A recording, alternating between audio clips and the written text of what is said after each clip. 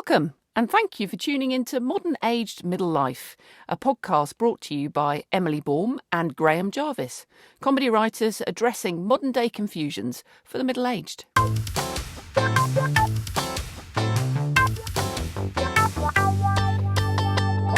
Hello, how are you today? I'm fine, thank you. It's funny, but when you get to a certain age, you start getting more and more uninvited posts from retirement homes. You get a lot of those. You've mentioned it a couple of times in several episodes. And I'm thinking, because you've mentioned it more than once or twice, is there like a barrage? Can you not get to your front door for care home invitations? You're coming to the house and there's like a maze of piled up brochures from retirement villages, as they tend to call them in the ones I get. Upmarket old folks' homes, as they used to be called. Anything take your fancy? Fancy the retirement village life? They look very nice, although I imagine they're more for people in the age group about 280. I think the whole phrase retirement and retirement village, it's like you're trying to make retirement sound more appealing by adding the word village. Yeah. Like it's exclusive, it's small, it's, a group of you like-minded folk who like to keep your lawns well manicured. It's somewhere like a cult.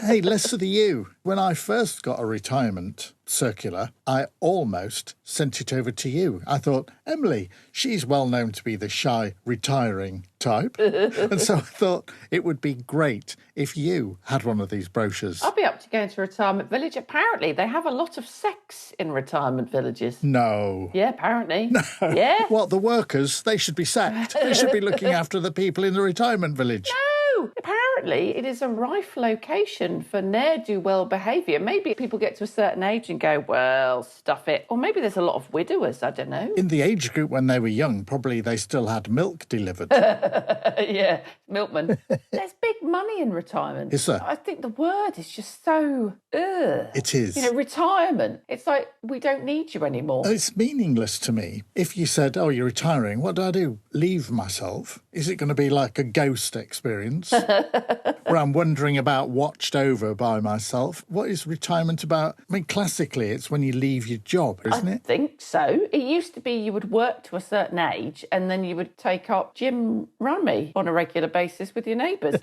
I have no concept of retirement. It doesn't make any sense to me whatsoever. I met somebody once who said, since I've retired, I've redecorated the house, I've fixed everything, and now I'm at a loss what to do. I'm like, well, you only retired a month ago. I don't think our generation will retire. No. I don't think we are built to retire. My dad, when he retired, my parents nearly got divorced. Really? Yeah, all of a sudden, my dad was at home all the time and my mum was like, you still here? Have you got nowhere else to be? Who are you? Yeah. I thought it was a one-night stand and you're still around. 3 times. I've got 2 other siblings. With the same person? Goodness me.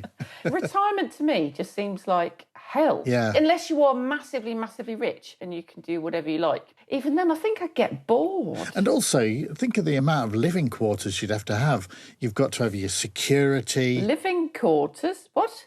For the people. What people? If you're really stinking rich, you're going to have all those people, the carers following you about, a nurse, somebody to look after your comforts. How frail are you planning on getting? You do it just in case, don't you? Because you never know when that fatal heart attack might be coming. So you want to make sure it's not quite as fatal as you imagined. What, so you would anticipate you'd have a nurse walking behind you? Michael Jackson had a doctor on call 24/7. That didn't help him. Yeah, ended badly.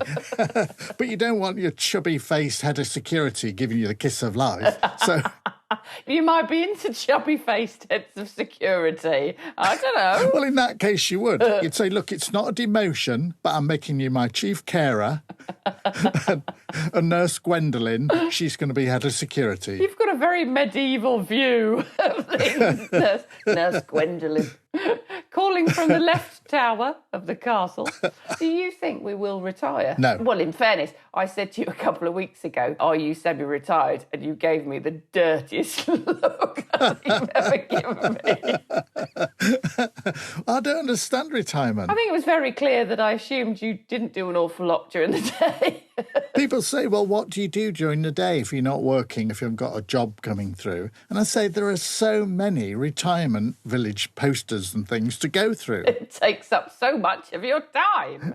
Why do we get these two sides of the coin? You get all the brochures about the retirement villages, which shows active living and going out on bicycles and going to Cotswoldy like country estates for afternoon tea. And then you get the care home ones, which show smiling grey-haired people playing bingo. Now, always, sometimes they're really careful as to what they consider old. Sometimes I've seen them and you're thinking, is she one of the people who work there? Surely they're not indicating she's a retiree. She's only about 30. Everybody's always smiling, like the medication for the day was slightly heightened for the photo shoot. Everybody's always chirpy and wandering around. In the care homes, they've always got a mobility scooter or one of those things that they shuffle along with. Yeah, the Zimmer frame. That's it. The thing you've got behind you. Would you ever go in a care home? No. I'm not asking for myself, but Jill has just asked me to raise this on her behalf. Was it a really cheap one? She's been looking at something that's been branded an asylum, but there's a little asterisk over one of the letters, so I think it's pronounced asylum. She's probably been inspired by a kennel in the garden, and she's always looking to reuse things. So probably a big cardboard box, a bit of tarpaulin over it, and she say, there you go, great. Job done. There's your retirement home. Would you go to a care home? If you've got to the point where you've gone completely doo-doo, la-la, then you wouldn't know. But if I was competent... What's doo-doo la-la? Is that a combination between incontinent and gone mad? Yes. If I was doubly incontinent and had gone mad, I probably wouldn't realise whether I was in that care home or not. I want that to become a medical term. I want people to be diagnosed with that. Yes, Auntie Barbara, she had doo-doo la-la. No, none of us talked about it. Yes. When somebody said, oh, he's got braces, I think if the first thing you think about are things that you twanged connected to your trousers, you're on the way to the care home. If you think it's something to make your teeth right, then you're probably not ready for it. You've got a bit of time. That's one of my test words. I've been to lots and lots of care homes. Yes, but I've heard rumours. I know, I feel I need to explain that now. Yes, you do. I need to know. It does sound particularly dodgy. Just under the cover of darkness. I love a good care home at night. I've done quite a lot of stand-up in care homes, and I've been to some amazing places where the people living there are just phenomenal. And then I've been to some horrible ones where the staff don't care, and there's a real difference. Some of them can be the most lavish, ridiculous amounts of money per week, but nobody cares. Yeah. And then you go to something that's cheaper, that's council run, but actually because the staff care, there's such a wonderful vibe there. So I wouldn't say no to a care home. I quite like the idea of people cooking for me. But you'd only want to go in a council care home, yeah? I'm just making a note. No, I think I'd have to pick one, and I'd like to look at the menu. The food's amazing. No. They get wine with dinner. There's parties all the time. Really? It's like Butlins these days. Well, I don't get that here. People think of care homes as being sad. They're not sad places. No. Half of them are liquored up and having a fabulous time. Well, I think they'd be sad if I went there. They would, yeah. In fact, I think they'd get complaints. And what I love about care homes is people have gotten to a certain stage in their life where they don't care. Yeah. As in, they don't care what they say. So the people that are living there are very much like, I'm paying the bills. And you say to people, are you having a lovely time? And they just turn around and say, well, it's an extra day on earth. Oh, gosh. Or Barbara down the hall didn't manage to scream through the night. So, yes, I'd say I'm winning at life. You can help me here because Amazon do a wish list and I've got a list ready for the day that perhaps I'm packaged off to a care home. Can you think of things you should have in your retirement care home wish list on Amazon? Wine fridge. Do they allow that? Yeah, they do. When my auntie had to go into a home... Do you have to have ID? Make sure you're old enough. Can you remember the 1966 Cup final? Yes, you can have a wine fridge. She had a wine fridge in her room and she had champagne in it. Whoa. Because she had heart failure. You might as well go out with a bang. She had Sky TV. They were playing poker out in the hallways. Was it a care home or was it an ashram? I can't remember. I get confused. I think they've banned that now, actually. I think you're not allowed to poker. You should go, will you stop poker? It leads to little bruises. That is a worry in care homes, though, isn't it? That if you've got a loved one there, that you don't know what's going on. Yeah. And people are nice, but not all people are nice. No. Just because you work in a care home doesn't mean you care. That's why I've got in my wish list a body cam. Yes. One of the ones that the police wear. That's the one. Or the nanny cams, which are embedded in a teddy bear. Nanny cam. Nobody expects them to find the nanny cam except for the fact there is one Care Bear sat on a shelf that looks absolutely mental because it has two eyes that are both cameras. That glow red at night time. It's a bit of a giveaway. So subtle. You want a panic button? I've got one of those already, actually. Although in your case, you might want to give the panic button to the staff. Now, what else would you need in a care home? Socks. Good socks, I think. Yeah. I don't know why. Probably if you're caught without your slippers on. Don't want people seeing a hint of ankle in a care home. Exactly. Oh, the milkman's just delivered. Why is everybody taking their slippers off and running to the door? I think I could do a care home. I think it would be fun. Well, I'm hoping that when I get older, if I've got all my faculties, which at the moment is a 50-50 measure up. Oh, no, 60-40. Sliding. I have every intention of being a complete nightmare. So you're not going to change a bit? No, I'm going to get worse. I have every intention of getting worse. I am going to be the one that escapes, tunnels out, gets a group of us together and we start tunnelling out through the dining room. I'm going to be the one that presses the emergency alarm and then goes, oh, lovely, I'd love a cup of tea. I'm going to be the one. Hang on, I'm just putting shovel. Trowel would be better, wouldn't it? Something you can secrete in your pocket. I'm setting up a wish list for you. Oh, thank you. I'd like incontinent pads because I figure by the time I'm older, the thought of having to go to the loo as regularly as you therefore do because of natural old age bladder weak, I think just stuff it, sit in it, keep yourself warm, only go when it gets cold. I think you get to a certain age, it's absolutely fine for somebody else to do the cleaning up if you've decided not to go to the bathroom. Especially when you're paying that much. Exactly. It seems like we're split. I can't imagine going to a care home unless it's a cardboard box shanty town in our garden. And you seem to have already picked yours, having done stand-up in several of them. You know exactly which one you're going to. Yeah, know which one I want. My daughter said to me, probably only about a year ago, there was silence on a car journey to the picturesque village of Godalming, and a voice in the back said, Mum, what care home would you like to go to in the next year or two? Oh. My response was, you do know that care homes cost about £500 a week. Silence. Mum, we're going to get you a shed and a hoist, and you're going to live in the garden. A hoist. I'm not paying £500 a week. It's more than that in some places. Somebody had got their mum in a care home and it was thousands. Yeah, it's really expensive. We used to get bills. Is he the milkman? No, we used to get the newspaper bill once a month, and I'd be like, why am I paying 50 quid for newspapers? Auntie Sally was blind in one eye. So what were they doing? Put the paper down for her like cat litter trays? I mean, I didn't make the sense. That was my granny's house. The good old days. Yeah. She wasn't blind in one eye. She'd never stay still long enough for us to get her. I remember her final words, care home, please let me go to a care home. Don't leave me here. No, Granny, you're living with us and you'll be happy. There is a bit of a sad side to care homes, though. Really? And I know this is a comedy podcast, but I did meet a couple of lovely mums who had been put in care homes by their not-so-lovely children. Yeah. And I met one lovely lady who said, oh, I'm only here for Christmas. I didn't have the heart to tell her it was September.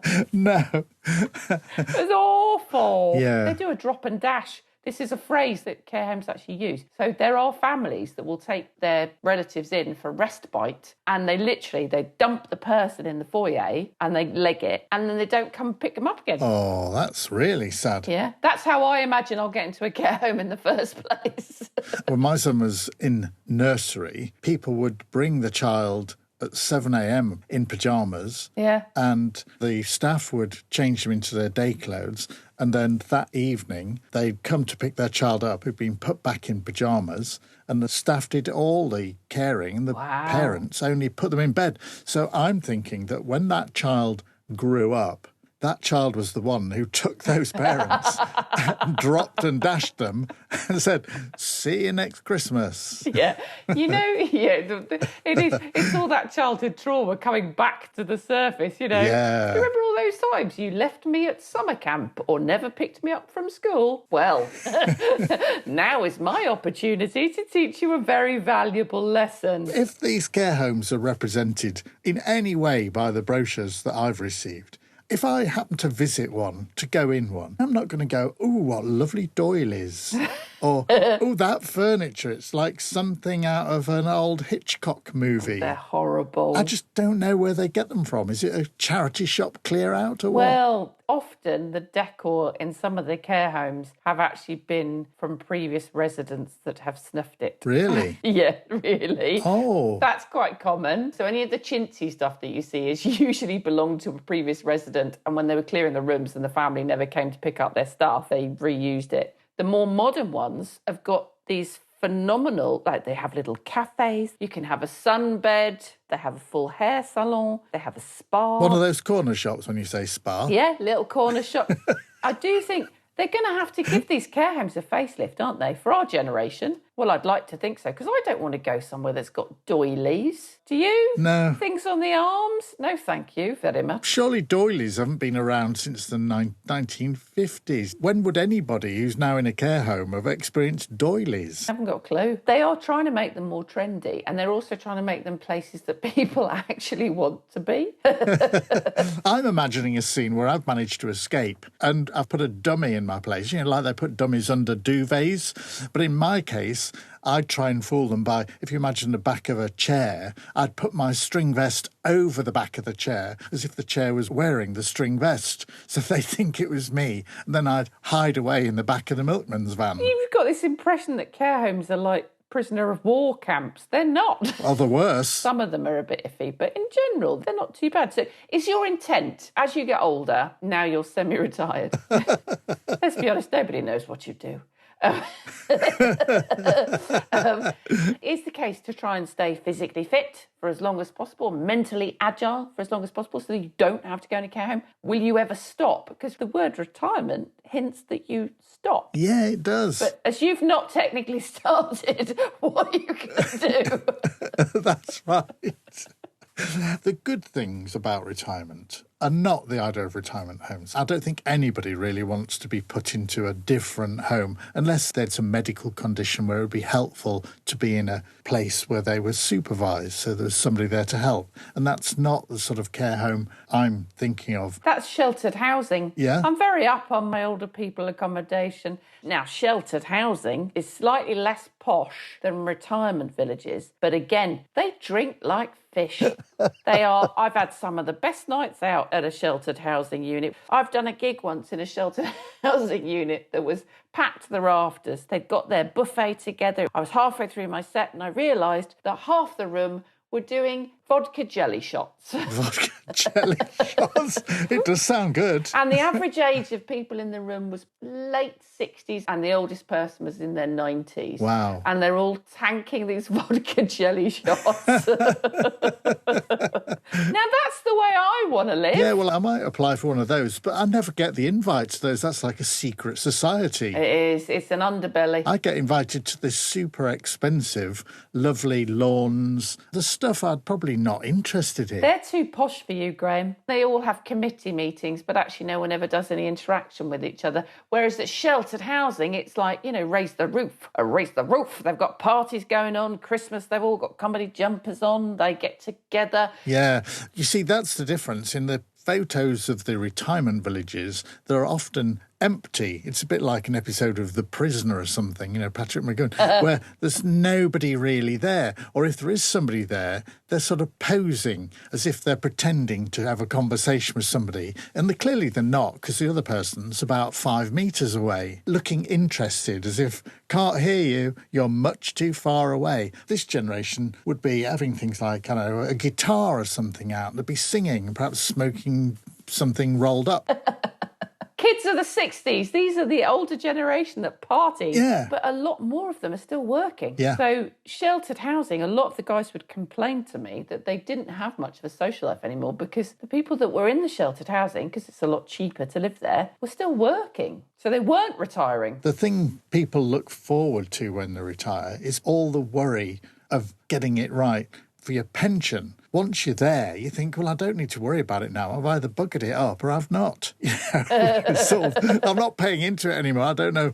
I might have made the most horrific mistake. What? I've got £3 a month to live on? That was a pretty bad pension decision I made there. Well, that's the other thing. Pensions, retirement. You used to be able to have a retirement because your pension was massive. I know people that retired that were working at banks and post offices and places like that had the most amazing pensions. They're living the life of Riley. They do nothing but go out for lunch and drink during the day and garden at the weekend. Yeah. That's their life and they're loving it, which is great. That's because you're from the south. Oh. I know people from factories in my part of the world that are selling their own hair to keep going. Yeah, 2 and 6 a month. That's your pension. Well, I suppose it'll buy a bottle of milk, keep Ernie coming. In the place I came from, most people thought I won't live long enough to need a pension. It was a very downhearted Well, that's approach. true. But even now that they've forced our generation to have pensions, you must pay into pensions. There are so many people that are self-employed that probably don't. And a lot of people I know who are in their 40s and going towards their 50s, they don't have big enough pensions to retire. No. It's not going to happen. No, absolutely. You say what you're doing when you retire, and in your mind you think, please don't say I'm going to have an allotment so I can grow my own food because that'll help with the money. The other thing is an allotment not only brings in free food, but also it keeps you fit. When you get old, you're doing nothing at all. You're just sitting in a chair and eventually discover that you can't get out of the chair. And then you realise that the ghost that's looking over your shoulder says, I think you might have died. Are you looking forward to retirement in any way? Or is it so far off, it's like you can't even see it? To me, the whole thought of retired people getting older is somebody that you have to speak to, but you don't really want to. Older people that I know, and this is generalisation, tend to get very self-absorbed. Are we going back to sitting in your own wee with this self-absorbed? Is this your incontinence pads? I have put them on the list, I told you. There seems to be an assumption. As you get older, your interests reduce to just simple things like sponge cake, garden centres and outdoor concerts at Kew Gardens. I thought you were going to say SpongeBob SquarePants. I was going to say that's not too bad. I could get excited about watching episodes of SpongeBob SquarePants. I don't want that to be in my life because I'm not finished. I've got so much more I want to do. Despite what your agent said. I'm not finished. I've got so much I want to do, but nobody wants you to do it, Emily. I think retirement makes you think you need to put a line under living. Yeah. And that's not what it should be about. No. Why would I want to do that? Well, these brochures for the retirement villages clearly indicate that you don't have to draw a line under living. You can sit 5 metres away from somebody else who's not listening to you. So in which case, you might as well stay with your other half. Yes, who brings you out a bowl of water to your makeshift retirement home every day. So if Mammal created a care home, what would we want in our care home? I think it would be made structurally sound. I wouldn't want anybody getting hurt due to a collapsed beam, so we'd only employ the best cheap builders. I think decor-wise, you can't go wrong by having either really plain walls, so just painted cream, or go to the other extreme and have big flock wallpaper. And by that, I mean the rejected flock wallpaper, where by some accident at the factory, the flock is about 1 foot long. Because then the residents could comb it each day, couldn't they, and brush it, talk to it. And that's an activity. Yeah. Bet it. It replaced those horses they used to have when they were little, whatever they were called, My Little Pony. I'd have a care home that the residents could graffiti the walls. Oh, They could literally get some spray cans out. They'd learn how to do graffiti. We'd have breakdancing lessons. We'd do 80s throwback discos. We'd do cookery classes. We'd do cocktail making. We'd do axe throwing. I'd have the best care home in the world. It sounds fantastic, that. Are they allowed to, at the moment, allow residents to get drunk if they want to? But why not? Especially if you're going to a place and you're in palliative care. Why not? It's your choice. I know it's your choice. I just get the feeling they wouldn't let you because they'd say no. If there was an inquest, they'd say we were not responsible. Yeah, it's high risk. But if you're bedbound, it doesn't matter, does it? You can be absolutely pie-eyed. At least if you're lying down, it's less likely the rumour starts to spin. I won't do it now, but I'm going to look up on Amazon if there is an electronically guided bed. So I could actually stay in bed but go around the care home. Those electric beds are amazing. I want an electric bed. You can raise your feet, you can raise your back. Oh, yeah. A friend of ours with multiple sclerosis has one, and we got in it with her. And then what we tried to do was bend it so that the top and the bottom would meet to see if it had a safety function to stop from crushing Crushing people your in it. spine. Yeah. Did I it? don't know, I've never found my child, but she's somewhere. Stuff like that. AIDS will be fun. I don't mean like the disease. AIDS is not fun, obviously. I mean healthcare aids. Some of them are awesome, like the electric beds. I wondered if you could get a bed that moved around a care home, you could have the speed limiter removed. It would be like human scale electric with people on hospital beds with like a joystick so that they could drive themselves around the home. Because you can get that for a wheelchair. Electric wheelchairs are so much fun. I bet they are. They are. But we should be doing stuff like this in care homes so that it's as much fun as is humanly possible. You need an essence of silly when you're older. You've got nothing else to do. Perhaps that's where we're going. Perhaps we're worried that people who go to care homes don't want fun. And I can't believe that. I think it's just that fun's not provided. Or the type of fun they do get is, bringing in the occasional stand-up comedian and things like that. Well, it was either me or a pat dog. That's usually the choice. What do you want, a pat dog this week or some middle-aged woman who thinks she's quite funny? We'll have the pat dog, please. Yeah, I can imagine if you're there, though, you look at the woman clutching her teddy and you say, sorry, darling, no recording, get your teddy back to the room. It's glowing eyes looking at you. Modern Aged Middle Life was brought to you by Graham Jarvis and Emily Baum. If you liked it, tell a friend or rate and review the podcast. That will help others find us. Thanks.